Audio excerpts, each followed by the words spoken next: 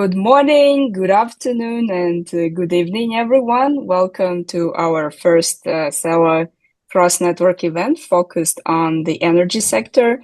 I'm Dina from CELA 11 Kazakhstan, and I'm in charge for communications at CELA. Thank you all for joining us from the various parts of the region and the world. I would kindly ask you to mute yourself. And today we have an exciting session for you. We will go into the latest developments across renewable, traditional, and emerging energy fields. So this won't be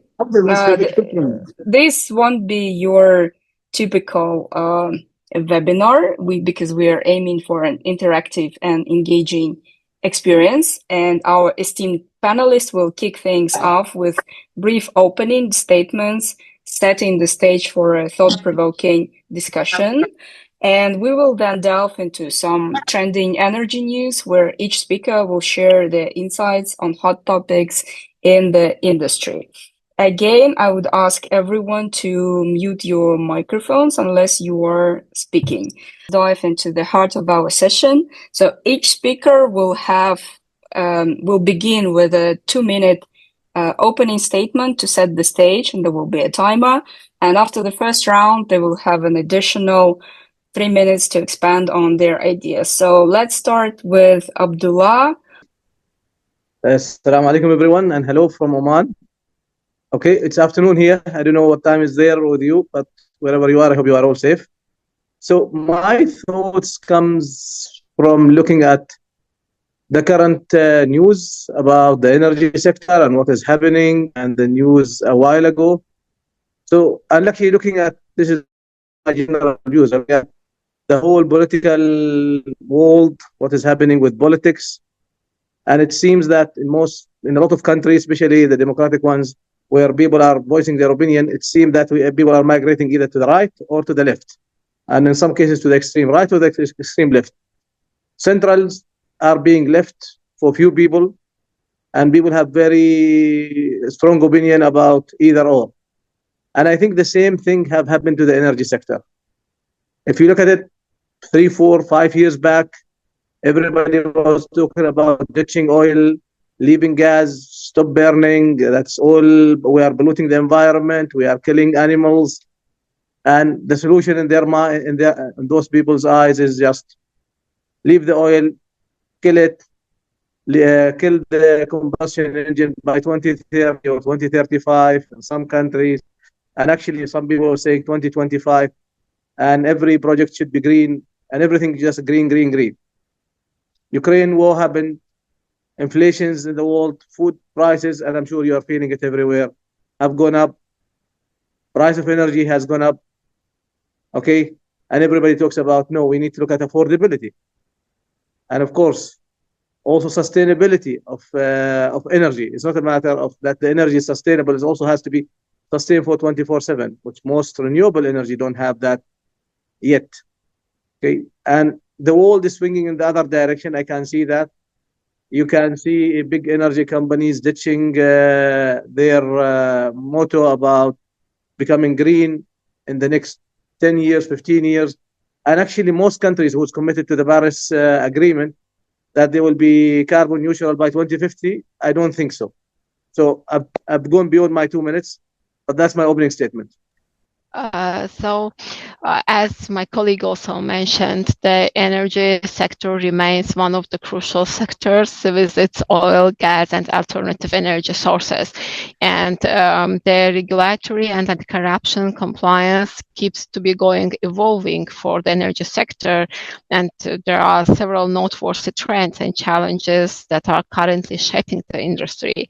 Nowadays, the energy companies are integrating ethical practices into their operations, and particularly to address the legal, compliance, environmental, and social compliance challenges.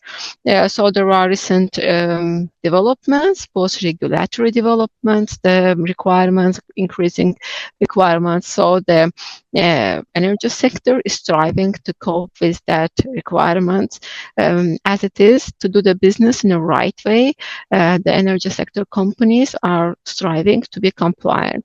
So I will focus on and talk about what happens if we are not following these requirements, meaning the energy companies, and with some examples on the costs of not being compliant.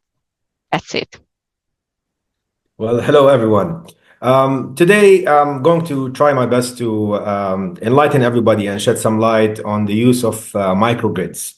And when we say microgrids, what we're going to focus on is discussing a few applications with the economics that govern the world of microgrids and how they are helping the entire world shift into a more decentralized use of or power utilization.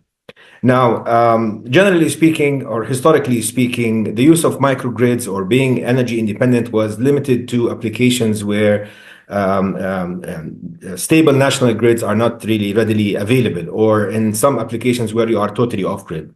But the way in which the world is moving, the economics in the world, as Abdullah might have mentioned just minutes ago, the use of decentralized power and the use of microgrids has extended to cover many other applications. Just to give you a quick background for those of you that don't have, full understanding of what we mean by microgrids, it's the use of multiple energy sources. I mean, typically, or in its simplest form, it's the use of solar and wind coupled with energy storage and conventional power generation, which is typically from diesel power generation, in the presence of a grid or in the absence of a grid. So with all those sources combined in one location, these components form what is better known as a microgrid.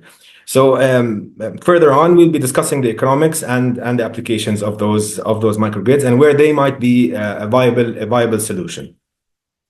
In my presentation, I would like to say a few words about something that is, of course, has an important, increasingly important meaning for the global energy markets, and that's the rise of the new commodity, which is critical materials. Critical materials such as lithium, cobalt, and copper, as well as graphite and many others, which are increasingly used as an input in the production of clean energy technologies, such as wind turbines, solar panels, and so on. Also batteries, storage infrastructure. And we see that this commodity is rising in its significance. Plus, we also see that the markets which underpin the production and exports of these minerals also resemble some of the key characteristics of the oil and gas markets. So something that's really important to take into account.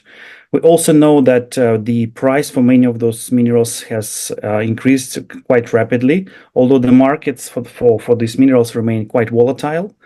So there are some ups and downs, for example, when it comes to the lithium market. But the prediction is that the demand for those minerals is likely to grow by more than 1,000%, which means that those countries and regions which are endowed with those resources are likely to gain more prominence. And of course, one region which I represent, Central Asia, in my work, and also where I'm from Kazakhstan, the region has a lot of different resources of those minerals, which can make it an important hotspot for clean energy production in the future.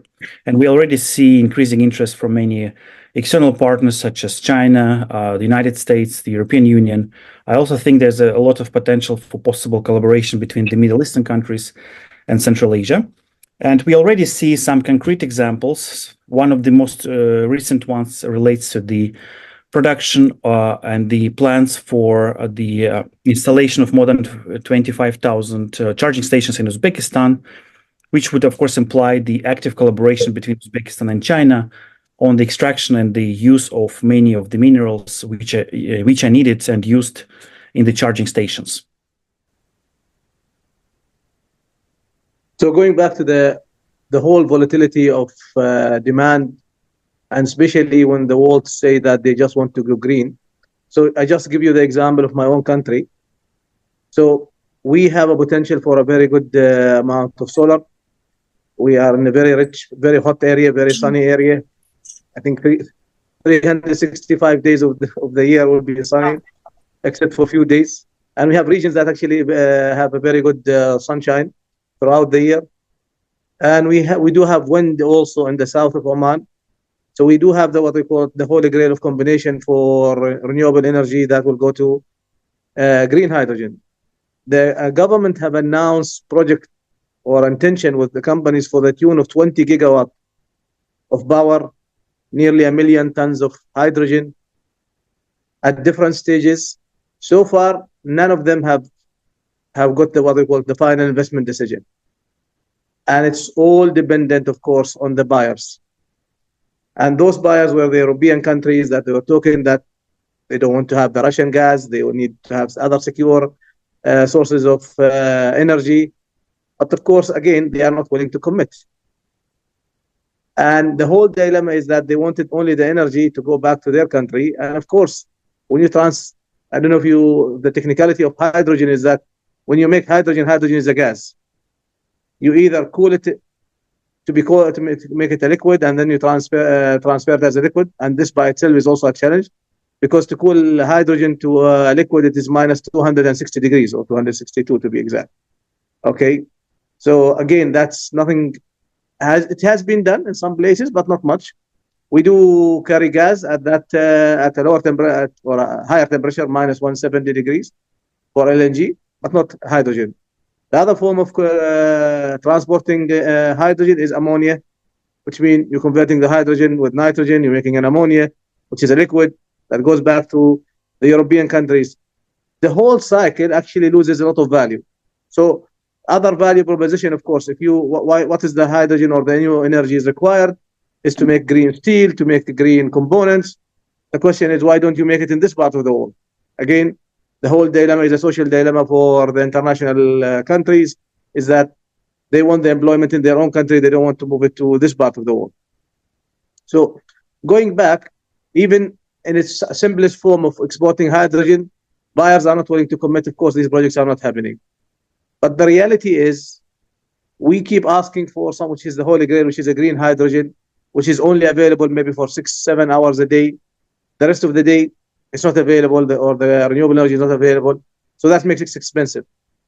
My point is, we need to move away from green, blue, all the different colors, to actually looking at the carbon intensity of the gas. So it could be a combination between 60% green, 40% gray, or actually 20% green and 80% gray. Eventually, we will move to 100% green when it becomes economical. So all the infrastructure will be built on the back of a cheaper, gray hydrogen. Sorry, I've run out of time, but this is my point. Regarding this green blue, I also agree with Abdullah. And let me say that many of you know that this year, just next month, Azerbaijan is being a host of COP29, Conference of Parties of UN on Climate Change. This is the huge event where this energy, emissions, this the reduction of carbon emission, alternative energy sources will be broadly discussed. Now, what I want to add, we know that all the companies regulatory compliance requires them to adhere to the rules and regulations, including the extraterritorial acts like Foreign Corrupt Practices Act. We know it as FCPA. Then there is also the UK Bribery Act and the UN Convention on Anti-Corruption, where the 198 countries are the signatory parties. All these laws and regulatory framework says that if you breach any corruption or compliance regulations, which not only includes the bribery or corruption, but also price fixing, playing with the commodity prices, getting the licenses to operate in some countries through the illegal ways, etc. All these are understandable as in compliance, and all these are subject to the penalties, sanctions and other, preventive and measures. So we see that more and more companies are being charged the huge penalties, including the imprisonment of the authorized people by FCPA, where many well-known companies, huge companies, even those who are operating or being based in Europe or US. Also, we know that many of the European countries are receiving the good transparency international index on being good on the corruption score. Also, these companies are also getting engaged in the illegal actions, specifically in the developing countries, meaning that sometimes it's hard to do the illegal wrongdoings in Europe, but they can do it in the developing countries. And a little bit later, I will tell about what happens in this case. That's it on my side. Yeah, I'd actually like to pick it up from where Abdullah just finished. I'm in agreement with Abdullah with regards to the mix of power sources. I mean, moving forward, although everyone is pushing for using clean energy sources, ultimately the juice is in the mix of power sources. And giving up fossil fuel or conventional power generation is not really much of a reality. However, if and when we would like to go back to thinking about solar or to focus on solar, allow me to shed some light on the use of microgrids. Today, just to give you a few metrics, I mean, the general price per watt for the solar panels is somewhere below, I mean, it has broken the price of 0.1 cent per watt. And the energy storage, which uses, on that note, a lot of critical materials, as Roman is mentioning, it has dropped below the $200 per kilowatt hour of storage. These metrics or these prices or these global prices for these commodities have led to the general price for the microgrids to really drop down in price. Meaning to say that in many applications, particularly for solar, today you can generate your own independent power at a price of less than $10 per kilowatt hour. Okay. Now, for those of you that really, understand what this number means, is that in many countries, okay, this price of $10, less than 10 cents per kilowatt hour, is actually lower than the national grid prices or the conventional power generation. Now, obviously, for oil producing countries, the likes of the GCC, this price is still not very competitive. And that's how I'm in total agreement with what Abdullah is mentioning. So going back to this price, which is less than $10 per kilowatt hour, I would like to shed some light on the MENA region, and particularly, let's take it country by country. In Jordan, just to give you an idea, this price is actually lower than the national grid prices. So today, having your own independent energy is more competitive than getting your electricity from the national grid. This is as far as Jordan is concerned. As far as Lebanon, for example, is concerned, Lebanon, there are a lot of grid instabilities and grid intermittence. Everyone uses diesel power generation, but diesel is very expensive. Thereby, I mean, usually it's at more than $30 per kilowatt hour. So using microgrids in a country like Lebanon is actually a very viable solution and not just a fancy way to get your energy. Another example would be the use of microgrids in a country like Iraq, which is rich in oil, but the problem is that it's not readily available. Therefore, using microgrids in a country like Iraq or in countries such as Syria is also a very viable way forward. So this is as far as those microgrids. These are real solutions today. These are not a story of the future. These are solutions which make a lot of sense in these MENA-related countries. Great to see how our topics are interrelated. So coming back to the key message for my speech, as I said, many countries all across the world in Central Asia, but also I know in MENA region, can potentially gain a lot from building a robust infrastructure for the production of critical materials. And what it carries is it carries an important potential and promise in terms of economic diversification. We know that many countries of Central Asia have been struggling since the early 90s to find many different and diverse sources of economic income and revenue. And while many of those, for example, different initiatives haven't succeeded, I think that critical minerals has this potential because it can really support science-intensive activities, especially if we talk about value-added chains and the participation of Central Asian countries, as well as countries of the Caucasus, in some of the international supply chains when it comes to critical minerals. And we already see how governments are now trying to negotiate with investors that it's really important to add not only mining and extraction of minerals, but also to add more refining and processing infrastructure. In that regard, I think Central Asia is quite unique because we looked at the reserves it has, and it can be seen as a one-stop shop for many of the minerals which are used not only for clean energy technologies, but also for high-tech, technologies, including smartphones and many others. So it has really many different minerals located in pretty much the same area. So it can be seen as a one-stop shop because it's so diverse. However, the challenge is to move beyond the extraction. Of course, Central Asia has a lot of mining infrastructure for many decades, but now I think it's the time to really move forward beyond that and try to invest also more in processing, recycling, intertext substitution, and many other areas, which can really make quite a difference for, I think, the economic diversifications in those countries. And we already see increasing interest from many big partners from the EU, the US, and China coming and investing in it. At the same time, we also shouldn't forget that all those minerals, they're so different from each other. For example, copper requires 20 years from the first geological exploration to the actual production. Rare earth minerals require up to 7 years. Lithium needs 8 years. So there's a lot of variation.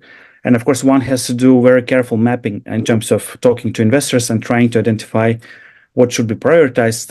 And I think in the case of Central Asia, it's really important to invest in the existing infrastructure and try to modernize it and to expand it compared to investing and making new mines and making new mining projects. Dina asked for if we bring into what they call the trending news. The trending news actually a lot of whatever you call to be the oil companies, which now they are rebranded to become the energy companies, just look cool. Okay, frankly speaking, they are ditching their energy in a lot of cases. For example, the news that I shared with Dina was that BP is selling their wind investment in the US and other parts of the world. Okay, and that's typical, frankly speaking. If you look at even some of the carbon sequestration or carbon storage projects, that's again the other side of becoming energy efficient. Is actually capturing the carbon that you are emitting from fossil fuel. Okay, those projects have been delayed. Some companies are not willing to call it. They have canceled them because they don't want to look bad in front of their shareholder or their green minded shareholders. So, and again, that is a trend. Is it actually a healthy trend? No, because it's like a pendulum. It's swung to one side, now swinging to the other side.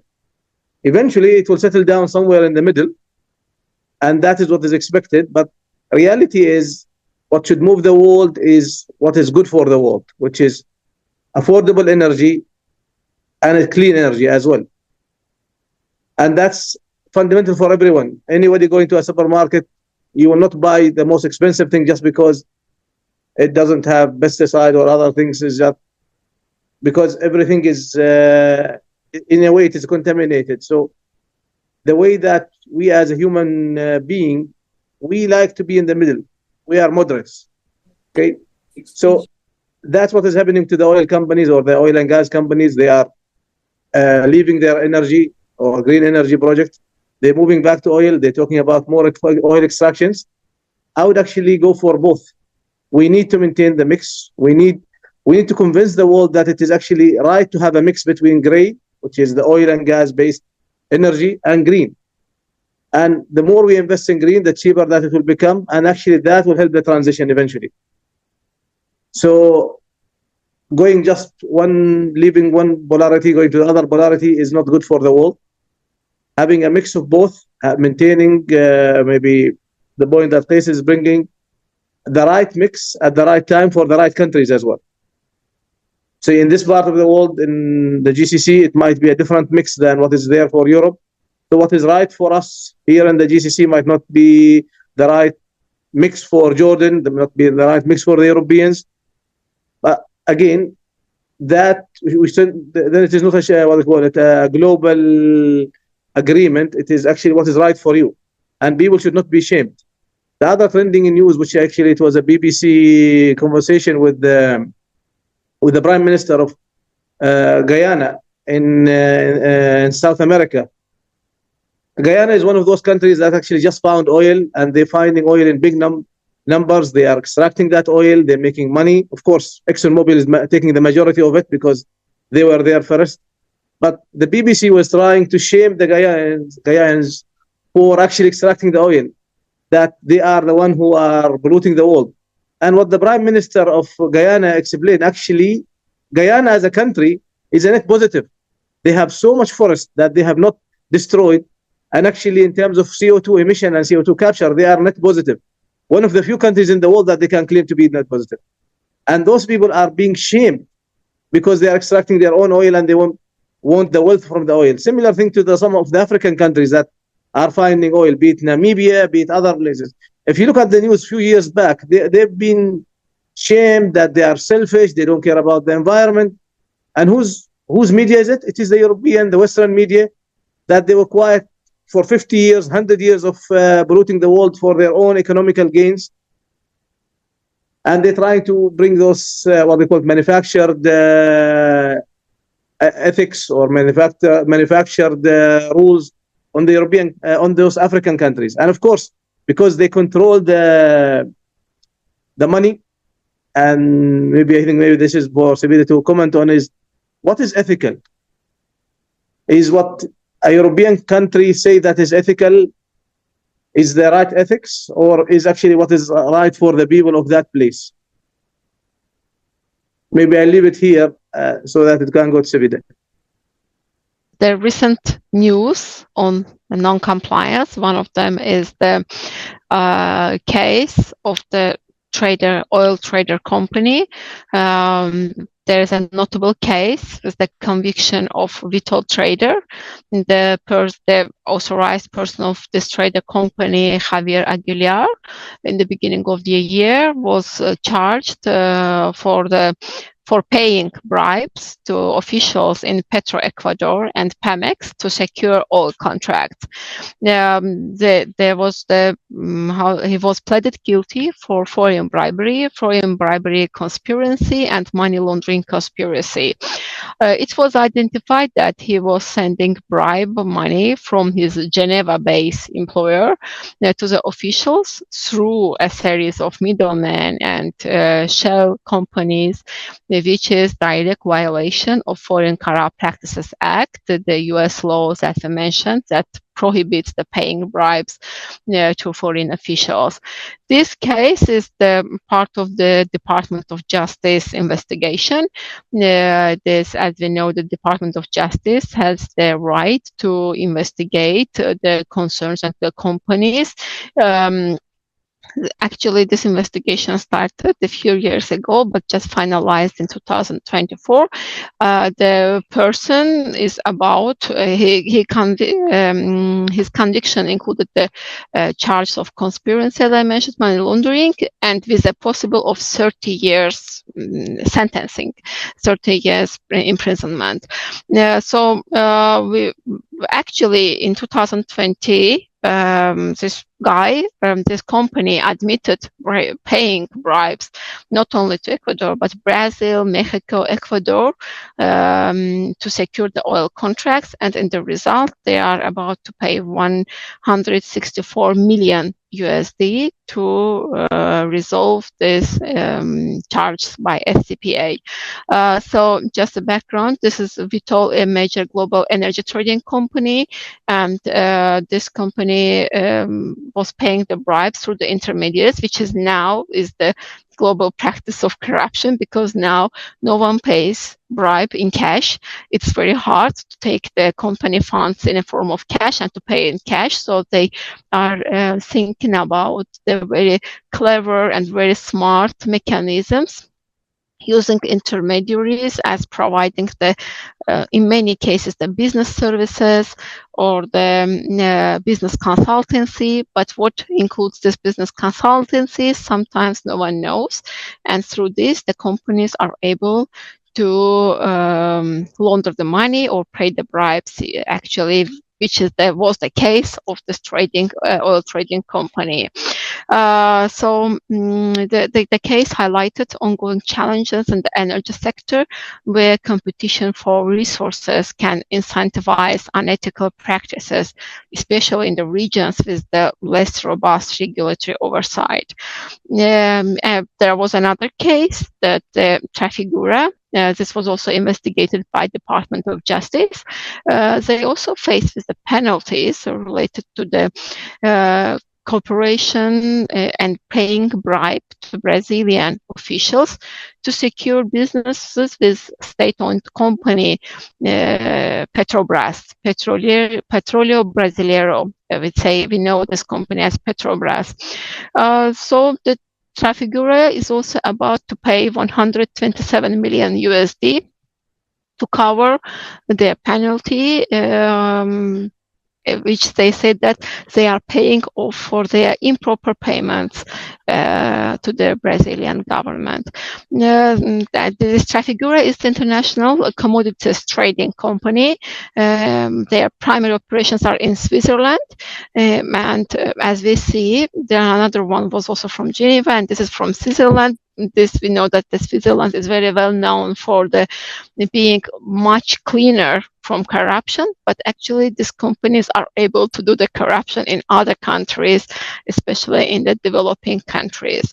So these cases are eye-opening for us, that whatever we are doing, and especially getting engaged with the intermediaries in course of our business transaction, requires more robust checkings, due diligence, or to have the better risk assessment, not to be charged by the unethical payments or the corruptive payments and behaviors. That's it.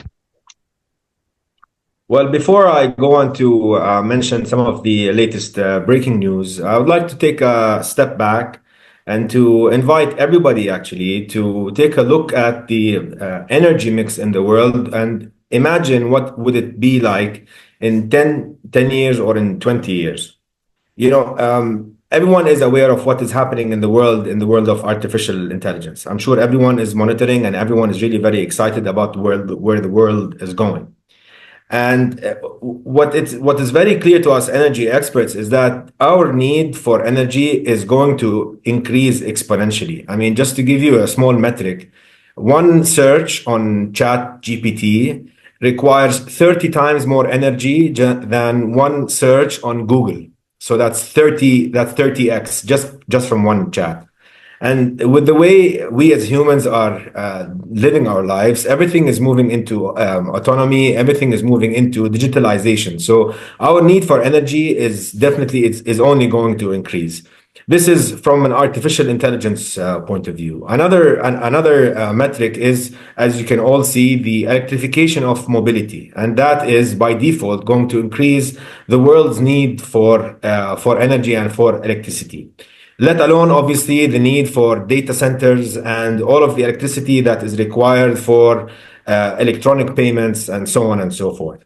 So the breaking news that I would like to bring to your attention, which is something that I would invite everybody to start considering in the future, is actually nuclear power.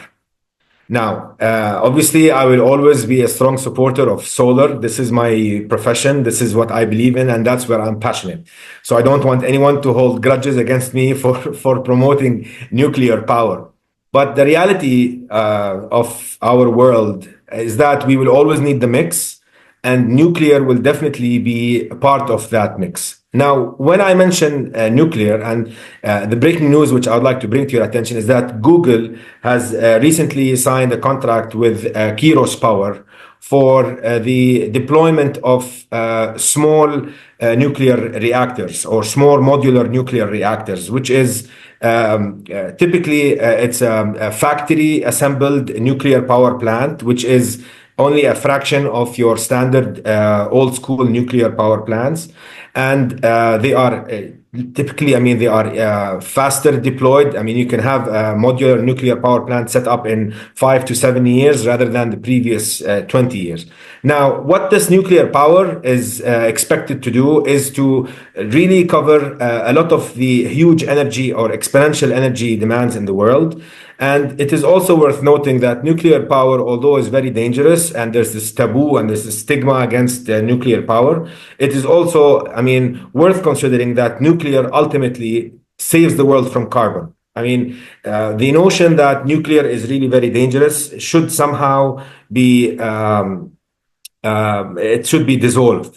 Nuclear is not really as dangerous as everyone might think. That is also, I mean, much the case because of those smaller modular nuclear reactors. Remember, these are factory assembled, so they claim that the safety parameters for these reactors are much safer. So what I would expect moving forward, the mix will always be there, as Abdullah was mentioning. We will always use conventional fuel and fossil fuel. Solar, renewable, and hydropower will also always be there with the advent of energy storage and the critical metals, as Roman is mentioning. We will have that for sure, but there is going to be a fraction of our power mix that is going to come from nuclear power. So I would invite everybody to keep an eye for that. Looking forward 10 to 20 years ahead, that will be there. I mean, all the big tech have adopted nuclear power. Google is only one of them. Microsoft is another. Oracle, likewise. Meta, the same, and Amazon. So expect that more so moving forward in life. As in other areas that my colleagues has briefly mentioned, we also see a lot of happening in the area of critical minerals, in the area of how they are applied in different industries across different countries. And one breaking news is that just recently we saw the news of the joint venture between China and Uzbekistan that would produce the first set of 50,000 electric cars in Jizak region of Uzbekistan. So this is quite an ambitious plan, the first of its kind in Central Asia, where you have really large-scale manufacturing of electric vehicles. And this means that basically Central Asia, probably now at the crossroads of entering the phase of becoming electric car type of the zone, where we expect many things can happen. And in a sense, Central Asia is already a latecomer when it comes to the electric vehicles market. And so it can really change things for the better. But there's still challenges. One of them is that there's lacking infrastructure for electric vehicles. There's also lacking manufacturing production, especially when we talk about the use of different minerals and the local industries that would process it. So it means that everything has to be imported from other countries.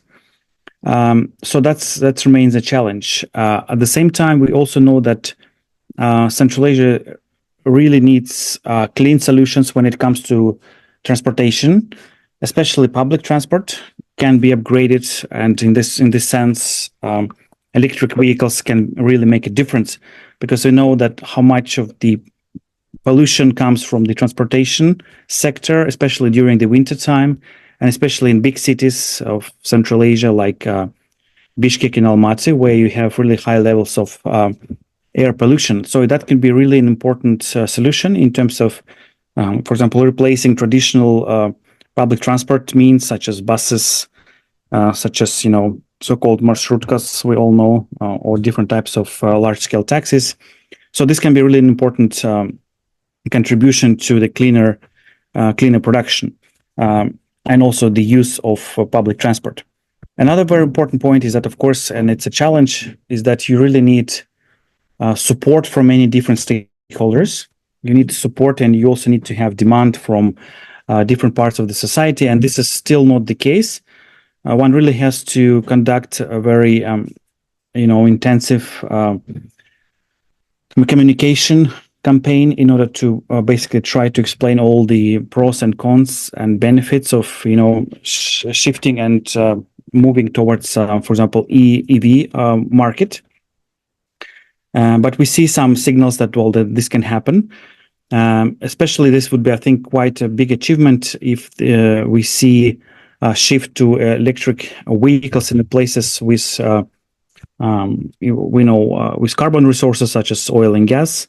And here I think it's important to bring the case of Norway, which is currently one of the leading countries in terms of how an oil producing country can make a difference in terms of rapid adoption acceleration of electric cars. Today it's around 60% of if you take the sales of all cars for the last 5 years, I think it's more than 70% are electric cars in Norway. And it shows that, well, the case of Norway shows that it's really, it requires an effort, but it's still not like a rocket science to introduce the right policies to promote the use and active use of electric vehicles and electric cars.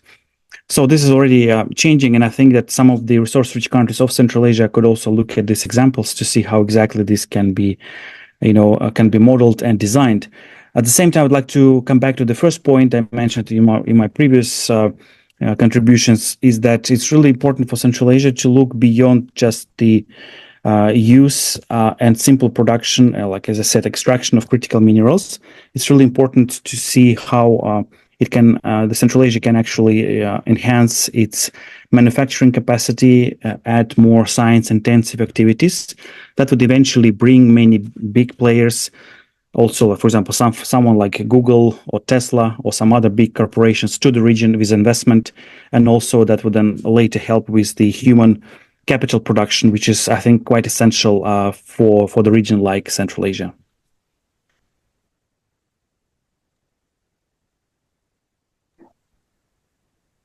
So maybe I'll counter what they said about nuclear. I knew Abdullah would have a comment. I could see the smirk on your face while I was discussing nuclear. See, to me, it's all about the availability of power. You mentioned something that I think, personally speaking, will be the future, which is, you didn't mention in this conversation, but we talked about before, is energy storage. To me, that will be the future, is that the availability of energy is there.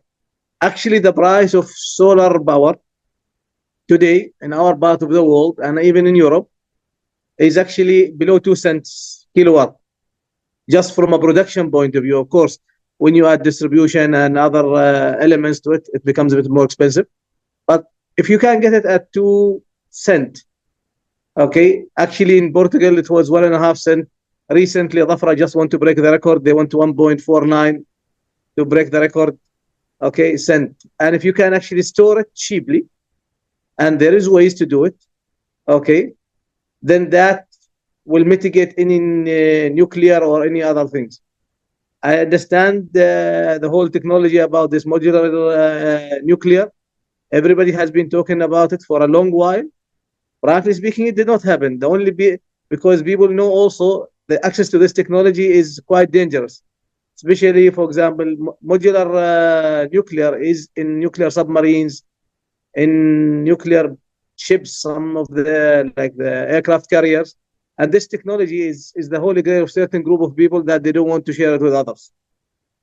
Okay, so it's not a matter of just because the technology is there, it can be propagated to different people. Maybe they can provide it as a technology, but I don't think it will be wide use around the world, be just from access to technology. And we can see that also, that countries around the world trying to create their own what they call ways of managing or developing their own technology, like what is happening between China and the US, where China does not want to become dependent on any technology coming from the US, even for ChatGPT, even for any what they call artificial intelligence chips. They're trying to create their own, and I'm sure for energy that will be the case. So energy storage is the holy grail of energy.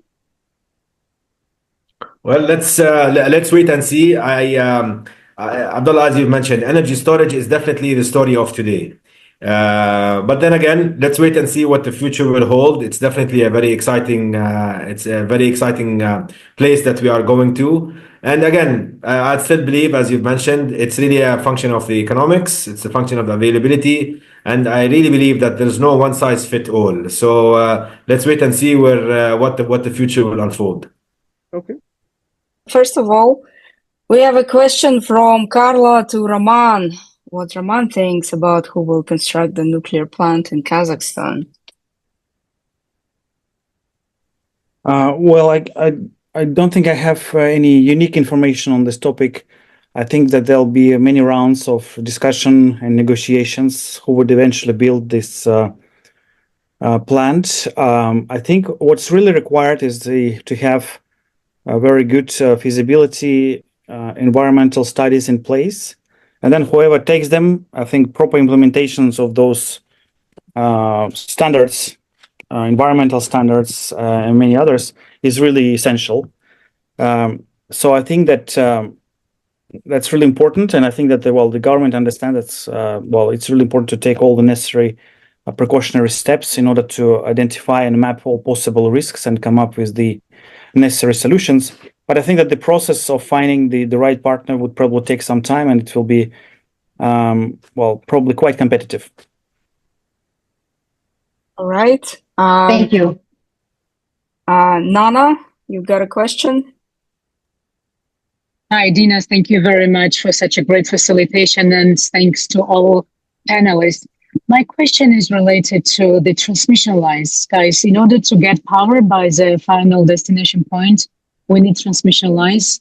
And like in developing countries, we still stick to overhead transmission lines, but many European countries are doing underground because overhead transmission lines, they are having huge environmental impact and also visual impact, which prevents tourism development in very, very nice areas. So do you see any trend, or do you have any information on regulatory level, or maybe companies are volunteering, leaning toward the underground transmission lines? Thank you. Yeah. Thank you for your question, Nana. See, truth of the matter is that, Nana, just like every other engineering decision, before it being a regulatory decision, it's really a function of economics. And again, there is no one solution when you discuss transmission. Both technologies are out there. Both technologies have been long used. Just the general rule of thumb, when you go underground for underground transmission lines, bear in mind that it typically costs around 4 to 5 times as much as overhead power lines. So it's a lot of infrastructure to be built. And when you consider it being installed at 4 to 5 times its cost for overhead, that's where it really becomes a limitation. So what I expect that interstate transmission lines I presume they will always be overhead power transmissions, but whenever you are more towards the state, more towards interstate, that's where it presents a business case. Other than that, I believe that the overhead transmission lines will still remain the norm due to feasibility reasons. And also economical reason, as Qais mentioned, is actually it is cheaper and it's better, by the way, for transmitting electricity on overhead lines because it gets cooled by the air. That's right. If you stick it in a cable and you put an armor around the cable to protect the cable, for a long distance transmission, it becomes the heat resistivity, the loss of energy will become higher, and it is actually in a way worse for the environment to transmit electricity underground. That's right. All right, we've got a question from Firuz. How to deal with relatively higher cost of utilization and maintenance of solar mini grids, particularly in case of Lebanon and Syria. Additionally, any recommendation on attracting private sector to this sector? I guess it's to you, Qais. Okay. See, as far as maintenance is concerned, we have to all remember that when it comes to maintenance of solar power plants, the main cost or the main activity is the cleaning of the panels. Now, there are a lot of technologies out there that are automizing the act of cleaning for the solar panels. And it's to give you an answer, it's really very much a function of the location of those panels. because typically what might be a good solution in Saudi Arabia might not be a suitable solution in, say, north of Lebanon. So I don't have one answer for that particular case, but I mean, I'm always available anytime after this panel. If you have a specific application, I can definitely share some of our experience. We've been in the field for more than 10 years now, and we have on-ground experience as when it comes to cleaning and for the maintenance. So I hope I answered you with that. All right, we have another question from Mohammed. And it's addressed to Abdullah and other panelists. How is the competitive landscape for energy storage evolving, and what emerging technologies or innovative business models do you think will have the most significant impact on the market in the coming years? Okay. So when we say energy storage, frankly speaking, we are generalizing, we are not specifying. There is different kind of energy storage. There's the immediate power that you need. For example, you have a storage for an immediate power need. And okay, there's lithium batteries now. That's becoming cheaper, especially with the propagation of the electrical cars. And again, there is one industry that increased the demand for a component or a product that makes the product cheaper, and it becomes cheaper for everything else. So when the batteries are becoming cheaper for electrical cars because of the demand, because of the number of factories are opened around the world, also that makes lithium batteries for power storage also cheaper. Okay, there's different technologies. Like in our part of the world, people are thinking of storing what they call it, power in sand, heating the sand to 1,000 degrees. I think the US is also looking at this. Saudi is experimenting with this. There's about 2 megawatt power storage unit being built there. Of course, that's a utility storage. That's storing for a long time. That's not an immediate power availability. In Europe, there is a big conglomerate which is looking at compressed air. And the reason why they're going for compressed air, because the technology that is used there is very old technology. So it's the reliability of the technology is known. And what they call it liquid air. So that is a trend that is coming. In terms of an investment for utility storage, actually that company in Europe is offering a model where they will store the power, especially when it is cheaper. In Europe, it is a free market. So the power is sold at the spot market rate. So the idea there is they will buy the power at a very cheap rate, and they release it when it is expensive. So that is their economical model. In this part of the world, it's going to have to be of an enabling nature, where we have the solar, which is known in terms of production. Wind is a little bit varying, and to cover for those two, plus grid power, okay, you utilize certain power storage. And again, the intention of this is actually increasing the amount of green power in the energy mix. And I just give you an example of a little bit of the power storage. We have recently signed a contract for a big LNG bunkering. It's the first LNG bunkering that's going to happen around the world with Total. So Total is investing roughly with a local company here, about 1.6 billion to build an LNG bunkering. It's a typical gas bunkering system, so it's nothing green. But the power that is going to be used for powering and compressing the gas to make it LNG is going to be green power. So, and Total is actually selling this as a very low carbon LNG bunkering solution. And that is the trend that is happening also in the world. All right. We have Nana again here with a question. Thanks, Dina. Actually, my question now is related to the batteries and their treatment. Do you guys know any information how we as a humanity are getting ready to process those batteries? Because the time will come within 10 years that some of the waste in those batteries should be treated as a hazardous waste. And it will be like, I know the treatment of the hazardous waste, it's like not new technology to humans, but in terms of quantities of the hazardous waste and quantities of these batteries, if we continue using them, are there any prognosis or perceptions how this will be implemented worldwide? Thank you. Right. Well, thank you, Nano. That's a great question. Unfortunately, there's one can already see a huge lag in terms of activities oriented towards recycling and waste management. When it comes to clean energy technologies, batteries, we see that whole industry is really lagging behind, and it still needs to catch up with other parts of this industry, of the high tech, of the accelerated use of batteries and storage facilities. So we just see first moves of some big companies to look into the potential for recycling. We see some investment going in Europe, in the US.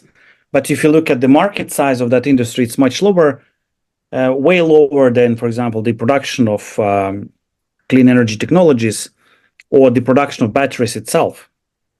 And this basically tells us that at some point, we may reach the situation where the solutions available would not be sufficient to actually address the growing problems that relate to waste management.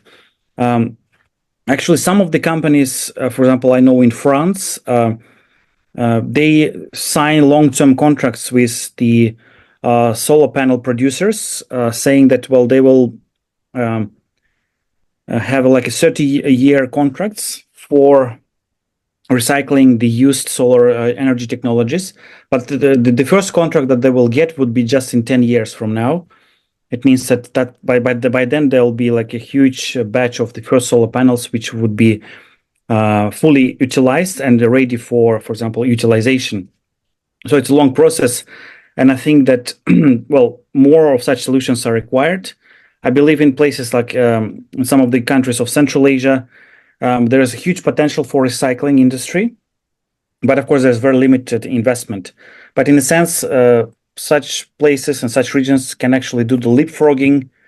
So meaning that from having no infrastructure for recycling and waste management, they can actually leapfrog and have investors coming into this area thanks to the very attractive investment climate and conditions for doing business. So this is something that the government should focus on. And with this investment climate, I think it would be possible to then develop this niche industry, which still remains niche industry. But I at the moment, I'm quite pessimistic with what's happening. I think there's, in terms of waste management, there are more questions and unaddressed problems than solutions, unfortunately. So maybe, Roman, just a quick one, a comment. Wouldn't the scarcity of raw materials, especially for batteries, actually drive the recycling industry? Because, as you said in the beginning, the amount of batteries required will increase by a huge number of folds. And the materials are lithium is not an easily extractable mineral. It's very difficult.